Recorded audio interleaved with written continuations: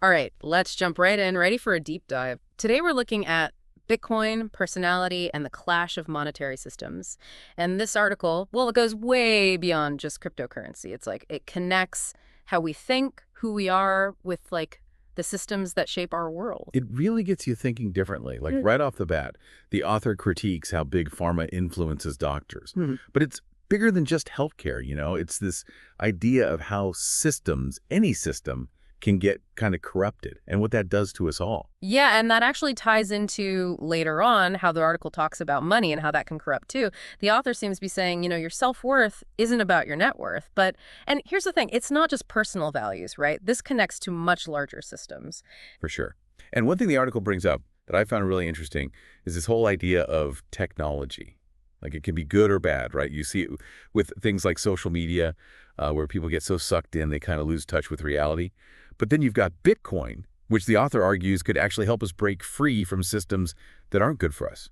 So it's like a total contrast there. It seems like they see Bitcoin as, I don't know, more than just another tool. They literally call it the central transformation of our time. Like, almost like Bitcoin isn't just part of the system, it's a challenge to the system itself. Exactly. And that's where this whole stepping outside the box idea comes in. The author even compares Bitcoin to like the main quest in video game.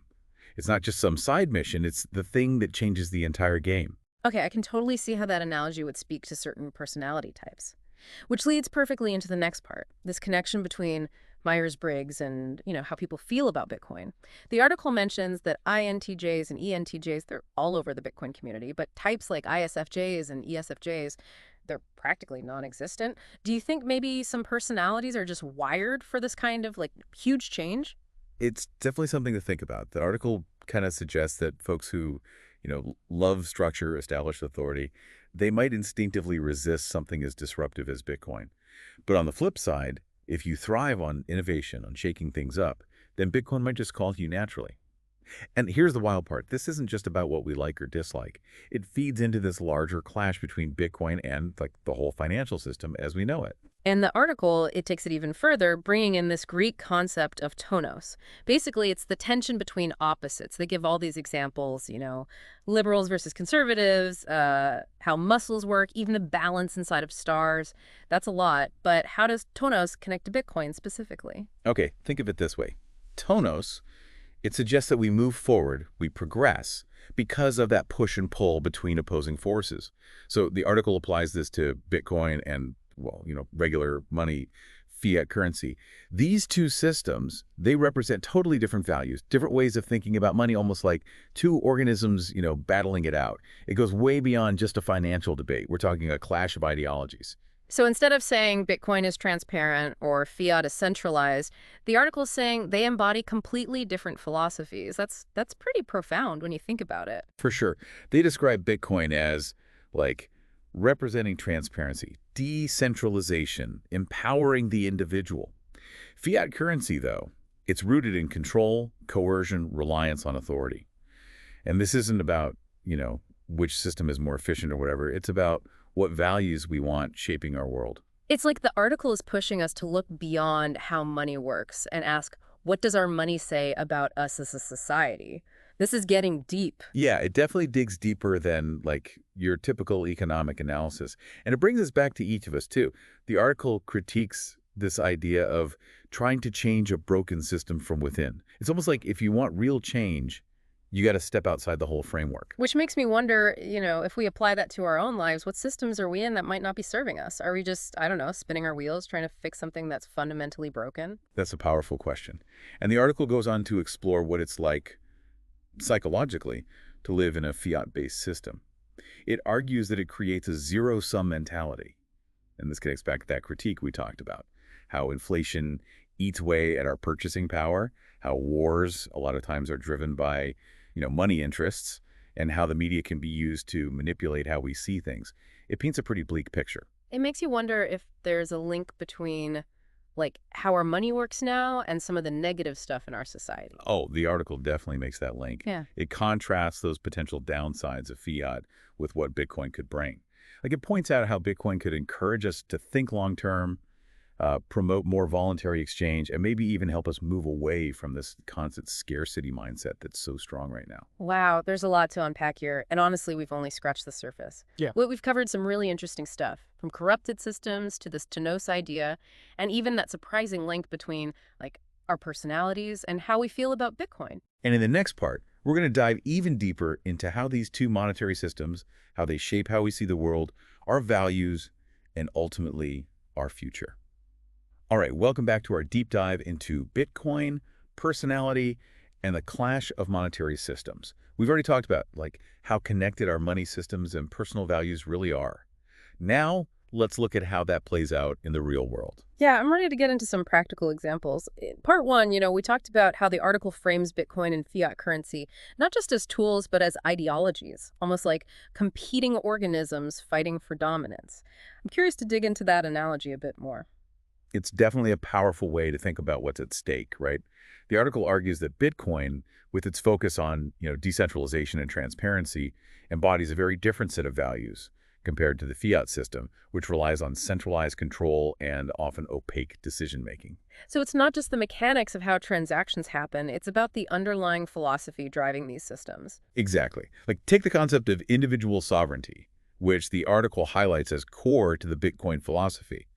Because people have direct control over their Bitcoin, it reduces the need for third parties like banks and governments. This aligns with a more, I guess you could say, libertarian worldview, emphasizing personal freedom and responsibility. Whereas the fiat system, with its reliance on central banks and government regulation, kind of implicitly endorses a more paternalistic approach.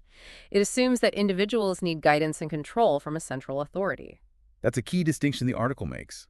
And it goes on to argue that these different philosophies, well, they lead to very different outcomes in how societies function and how people interact with each other. Okay, I'm starting to see how this goes beyond just economics. It's touching on political philosophy, maybe even social psychology. But I'm still wondering how this clash of ideologies actually manifests in tangible ways. Well, the article gives some interesting examples. Think about inflation, which we touched on earlier.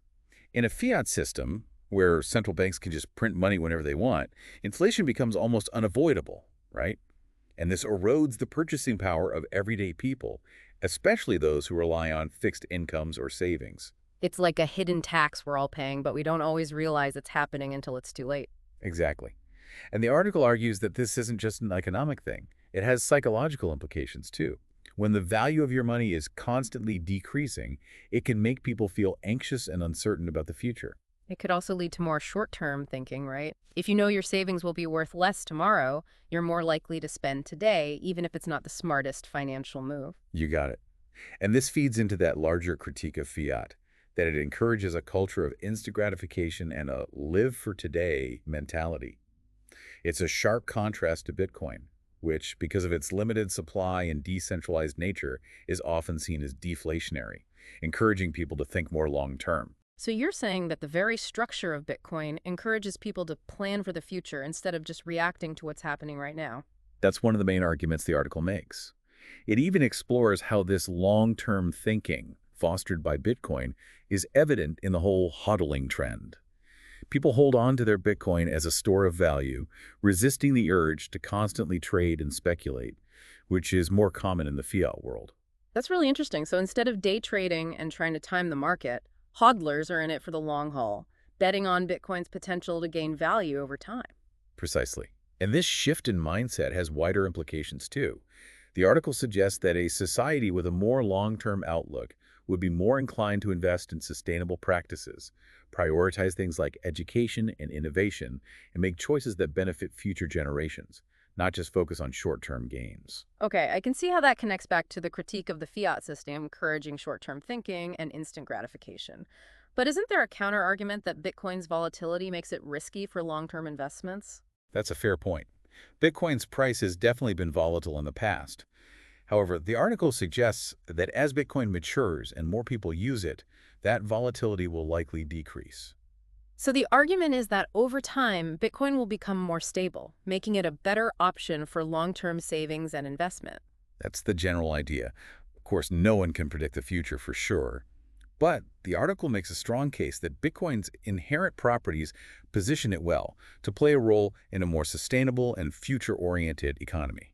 This is fascinating stuff. It feels like we're just beginning to grasp this idea of competing ideologies and how they play out in the real world. We've only scratched the surface of this article's analysis. Yeah. But one thing's clear.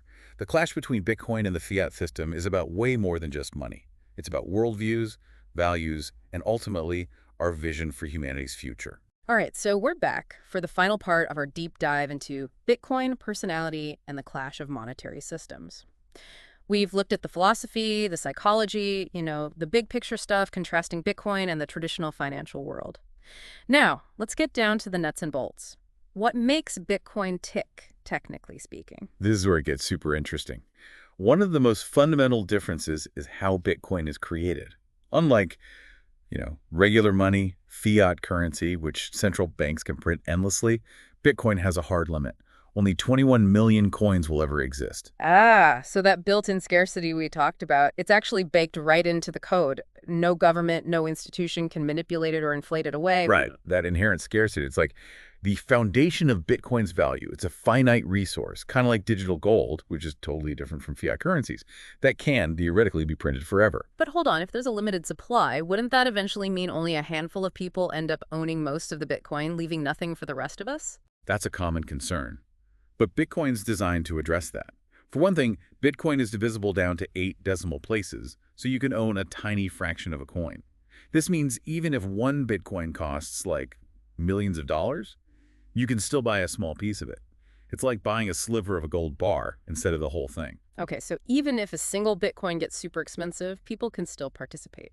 Exactly. And unlike physical gold, which is a pain to store and move around, Bitcoin's digital, so you can send it anywhere in the world easily with very low fees. Now, the article mentions blockchain, but it kind of assumes everyone knows what that is, which might not be the case for all our listeners. Could you break that down for us a bit? Sure thing. You've probably heard that blockchain is the technology behind Bitcoin, but it's way bigger than just cryptocurrency. Imagine it like a giant digital ledger, a record-keeping system that's spread out across a huge network of computers. So instead of like a bank or a government controlling the ledger, it's maintained by this whole network collectively. Yeah, exactly. And each transaction is like locked in with cryptography and linked to the one before it, creating this unbreakable chain of records. That makes the blockchain almost impossible to tamper with or, commit fraud. I can see how that transparency and permanence are crucial for trust and security, especially for Bitcoin. But the article hints that blockchain can be used for so much more than just finance. What are some of those other applications? Oh, there are tons. The article talks about how blockchain could revolutionize things like supply chains, voting systems, even verifying digital identities. Imagine, being able to trace a product's journey from start to finish without any doubt, or having voting records that are completely tamper-proof, or even digital IDs that are totally secure and verifiable. Those are just a few examples. Wow, sounds like blockchain could be the foundation for a more transparent and trustworthy digital world. That's a pretty powerful idea. Definitely. And this brings us back to that clash of ideologies we've been discussing. Blockchain, being decentralized and open, aligns with those values of transparency and individual empowerment that the article links to Bitcoin. It's amazing how the technical side of Bitcoin connects so deeply with these bigger philosophical and social questions. But of course, no system is perfect.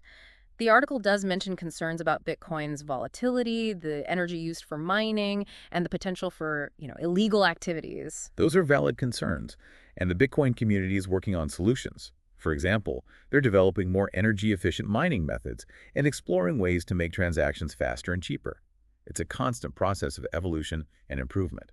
So it's not a static thing, but a dynamic system that's constantly adapting and getting better. Exactly. That's what's so exciting about Bitcoin. It's not a finished product, but an ongoing experiment, a living system that's always pushing the limits of what's possible. Well, this deep dive has certainly given us a lot to think about. What would you say are the key takeaways for our listeners? I think the biggest one is that Bitcoin is so much more than just a new type of money. It represents a whole new way of thinking about value, trust, and how we organize ourselves. It challenges us to rethink traditional power structures and explore different models of governance. It's a real paradigm shift. Well said.